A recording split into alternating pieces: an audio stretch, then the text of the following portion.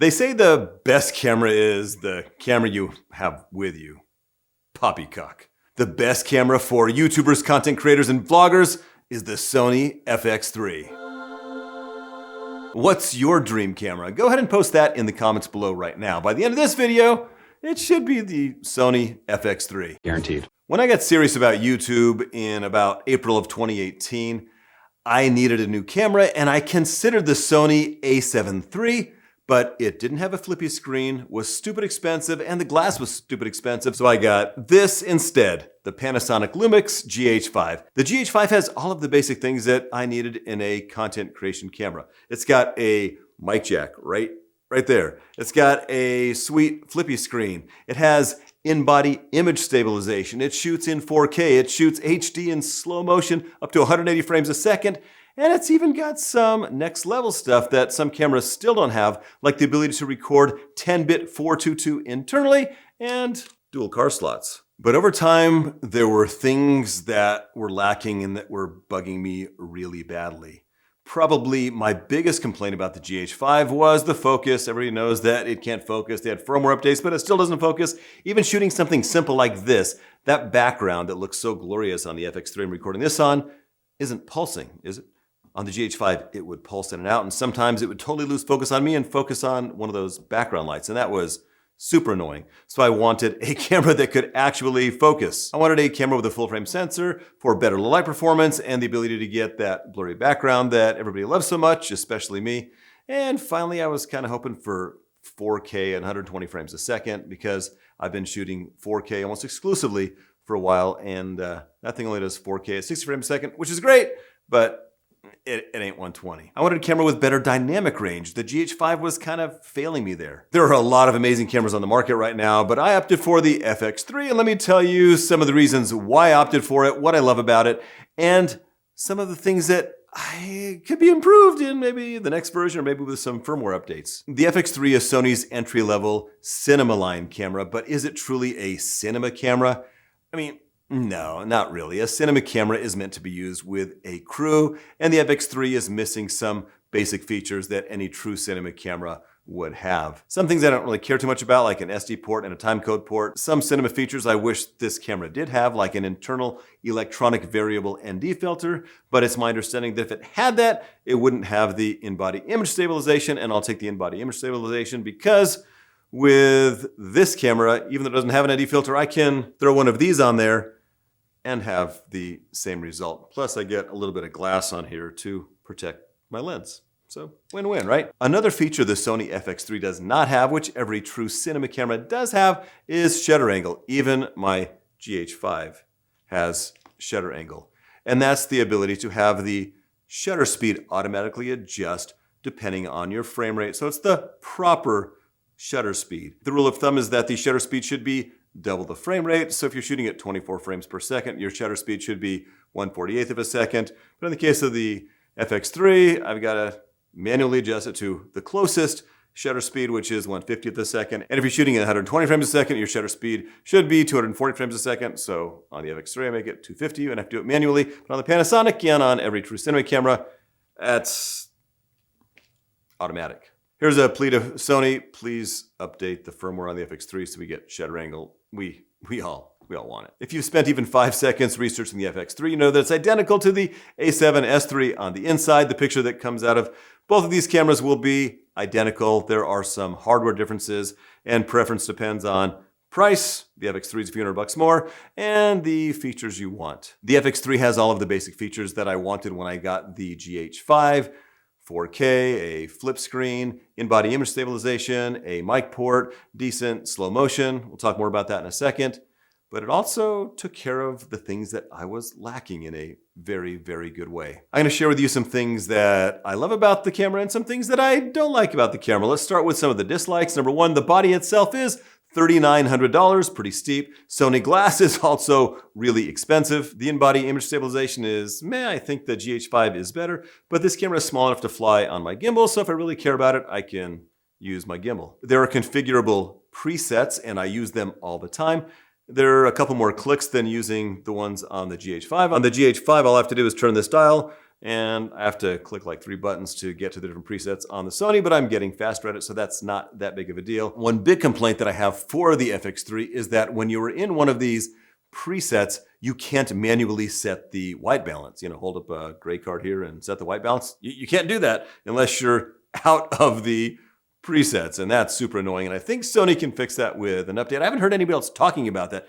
Anybody watching this, have you found that same problem? Am I the only one that sets custom white balance when I'm doing something like this? Because if you don't set custom white balance, man, even if I go like this and move in and out, the white balance can shift, and it's a nightmare to make things match up. So you've got to lock your exposure, you got to lock your white balance, you got to lock your shutter speed or your shutter angle, depending on the camera you have. And you can't use the preset on this camera for that. So it drives me nuts. So Sony, please fix that. The FX3 has some cinema-like features that I do love. It has tally lights. It's got a red light on the front. It's got one here on the top, one on the back, and there's a big red box around the screen you're recording. So no matter where you are, you're going to see that you are recording, which is kind of nice if you're recording yourself like I am mostly doing. One thing that drives me nuts though is when the camera is on and the screen is closed, you can't tell if it's on. There's no lights letting you know it's on, so it's easy to leave the camera on. The only way I know the camera's on now is if I have a Rode VideoMic Pro Plus on the top, little blue light will be on, and that's how I know if my camera's on. Another cinema-like feature is kind of the button layout and the way the buttons are labeled. For example, here it says iris instead of shutter speed, and we've got 3 buttons to hit record. There's one on the front, there's one on the top, and this one that is for shooting photos can be configured to also be a record button, and I use all 3 of the buttons. Another cinema feature the FX3 has are these 1/4-20 screws all around it, and these are for mounting other pieces of hardware. By the way, 1/4-20 means 1/4 inch thread with 20 threads per inch. In theory, this is to prevent you from having to purchase a cage to attach more stuff to it. In fact, right now I've got a monitor mounted to the top of the camera in one of those 1/4-20 threads, and it's super stable and solid. Yes, you can use the hot shoe on your camera to mount things, but that's just not as solid. This makes it more solid. You're supposedly not going to need a cage, but I kind of do need a cage. That's something you wrap around the camera that's got more of these screw holes and mounts and things. And one thing that drives me nuts is that there is only one 1/4-20 screw on the bottom of the camera, so that when I attach my camera to this very tripod or my other tripods, it will almost always twist. You need 2 screw mounts on the bottom and of course a plate that has 2 screws so the thing doesn't twist. That drives me nuts. It happens almost every time, especially when I'm using my FX3 with heavier glass like the 16-35 Sony G Master. If anyone has a solution for me, please post in the comments below, because I would love maybe a half cage that's got 2 1/4-20 screw mounts on the bottom so I can, vlog and do things without this thing twisting every freaking time. One of the reasons the FX3 costs more than the A7S III is that it comes with this Pro audio handle. It has 2 XLR inputs with phantom power, so you can use professional mics, and it also has a 3.5mm mic jack, and you can record up to 4 discrete tracks of audio at once using this handle, which just mounts to the top to the hot shoe, and you just screw it in with these 1/4-20 screws right here into the screw holes that are on the top of the camera, and it works pretty great. And it's something that I figured, well, I've got a Sennheiser 416. That looks like the right size, but guess what? This is not the right size for the Sennheiser 416. It's the right size for Sony mics. So I had to buy a piece of heater hose from a hardware store and put that over my mic and then mount it in here. And then it fits in pretty securely. So if you've got the same problem, you have a Sennheiser, just do that. And it mounts in here fairly securely, but this thing, for something that's worth, I don't know, $400 or $500 if you buy it separately, it's kind of chintzy. It's made out of plastic. It doesn't feel solid. When I stick a mic in here, it's kind of floppity. So I really don't love that, but I have used the 4 mic inputs. I went to Costa Rica to record a mastermind, and I had my Sennheiser mic here, and in the 3.5mm jack, I plugged in my Rode Wireless Go 2. So I had 3 tracks of audio going to my camera at once. So I didn't need an external recorder, didn't need that hassle. Everything recording internally is super nice, and it worked out. It worked out great. So if you think you'll ever need more than 2 tracks of audio and you don't want an external recorder, that's a reason to go with the FX3 over the A7S III. One thing the FX3 does better than about any other mirrorless camera on the market is autofocus. The only real competitor is Canon. Look at this. Hand up, it focuses my hand. Hand down, face. Hand, face. And you can adjust how fast it does that, but it's pretty bloody solid. It has eye tracking, and it's really good at tracking eyes. I have the eye tracking turned off because I was going to be flashing things up at the camera like this. And I just love it. I couldn't do that successfully with the Panasonic ever. And that's huge, man. I've had to reshoot entire videos because the Panasonic was pulsing or locked on to the lights behind me. And that is so annoying. I mentioned dynamic range, more detail in the highlights, more detail in the shadows.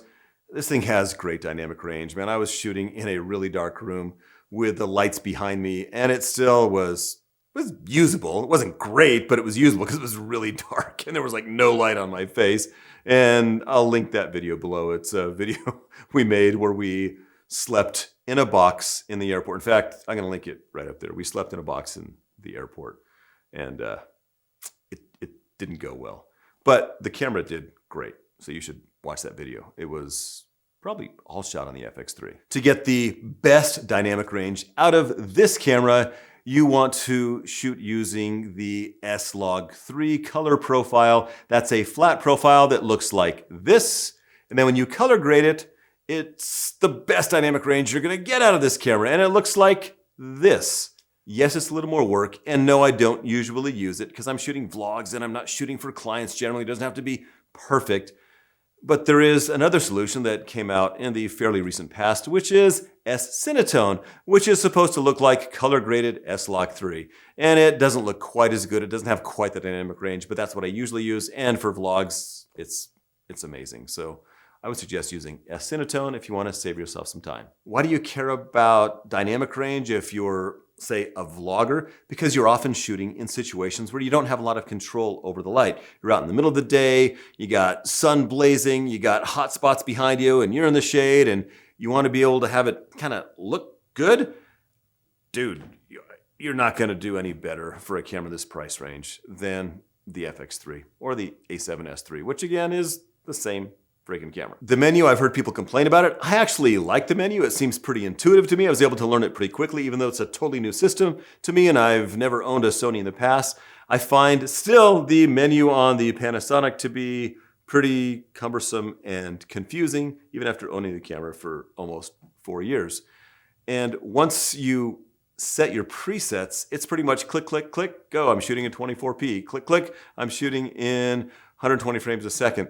And it's just super easy and smooth to use. And when you do need to change something else, it's pretty easy to find. And I like the button layout. I use all of the buttons exactly as they are. They're almost all programmable. The only thing I did program is there's not a button, another complaint, for over or under compensating your exposure. So I sent the center button to allow me to, stop over, stop under, whatever I need to do depending on the lighting situation. A feature I love on Sony Glass is this button right here. It's a button that is pre-programmed to lock your focus, and you can program to do other things, but I just left it as lock focus. You think, like, why would I want to do that? Well, I use it all the time now. If you're trying to do something that's kind of cinematic and you're revealing a waterfall or a tree or a person from behind, like another tree or a pole, let's say this is a tree, and over there is my wife walking at camera, I would hold down the button and go here, and now it's not going to try to focus on the tree. When I reveal, it's going to go, oh, there's Leela. It's going to reveal her in focus. So that's a great feature that I use all the time. Another cinema feature the FX3 has that the A7S III doesn't have is a built-in fan. It's virtually silent, so it's a non-issue. And I've read a lot of things and watched a lot of things showing how, hey, the FX3 never overheats. Neither does the A7S III, like almost never. But there I was in Costa Rica shooting a bunch of people speaking and running the camera for 20, 30, 40 minutes at a time. Once I was doing, probably just 20 minutes shooting in HD to save on card space, which is easier and doesn't produce as much heat. And the overheating light goes on. I'm like, no, why is the light on? And then a couple minutes later, the camera shut down. In the middle of some guy's speech, I'm like, and I literally grabbed my phone so I could finish recording the speech. So it should be fine, but that really bothered me. I'm like, why? It was only 75 or 80 degrees out, but it was high humidity. And I was pretty bummed out about it, but I did some research, and all I need to do is jump into the camera, into the menus, go here, and select auto temperature off, high, and then supposedly it's virtually never gonna shut off. It'll just get a little bit warm, and it's not gonna damage your camera. So I changed that setting after I left Costa Rica when I had time to research it a little bit, and I think I'll be fine forever. But dang, that was a bummer that day. I can't begin to tell you how much I love the full frame sensor on this camera. It's only a 12 megapixel sensor, and you might think, well, more megapixels, better for video. Well, that's not true. If you have a sensor that's this size, 12 megapixels, the pixels are actually bigger. They let in more light, and you have better sensitivity and better low light performance. So this is kind of exactly the right size for a video camera. And of course, with a full frame sensor, I get this bokeh-licious background. Even though I'm using a wide angle lens, it's a 20mm lens. If you can only get one lens, consider the 20mm 1.8 Sony. It's a perfect lens for vlogging and content creation like this. If you're vlogging, just throw that camera on a tripod like this, hold it out there like that, and it's the perfect focal length. I want to make another video on vlogging and the perfect setup, why I have what I have and what I do with it. If you're interested, go ahead and post in the comments below. Make a video on vlogging. I've got a video on vlogging with a GoPro. I'll link that in the description below. But I want an updated video on vlogging with this because this is way more fun. Probably the #1 reason to get the Sony FX3 over the A7S III is that matte gray finish that matches the other higher-end cameras in the cinema line. People will see that camera and go, dude, nice camera. Do you have any idea how many people have looked at my camera and admired it and enhanced my self-esteem? The only other source of self-esteem I have are your likes and your subscribes. Yes, that's your cue. Please hit like and subscribe now. Help me my soul on the inside. Thanks. So how good is the picture, the image quality coming out of this camera? Well, you're looking at, a simple setup here. I literally have one light lighting me and some colored lights around here, little accent lights. And it looks like this, color graded by a guy that's not that great at color grading. It looks incredible. Yes, the other cameras, the FX6, FX9, the Venice, the other pro cameras will technically look, better, create a better image. But I've seen side by sides where you have the FX3, the FX6, the FX9, and color graded identically as possible. They look identical to me, man. I can't look at those and go, oh, I can tell that's the FX9. I can't. I'm a video geek and I can't tell. I guarantee you, if you shot an entire feature film using a bunch of FX3s, an entire professional crew, and you threw it up on a 70-inch flat screen 4K TV, 0 people would have any complaints about it. They would just think, wow, that's kind of beautiful.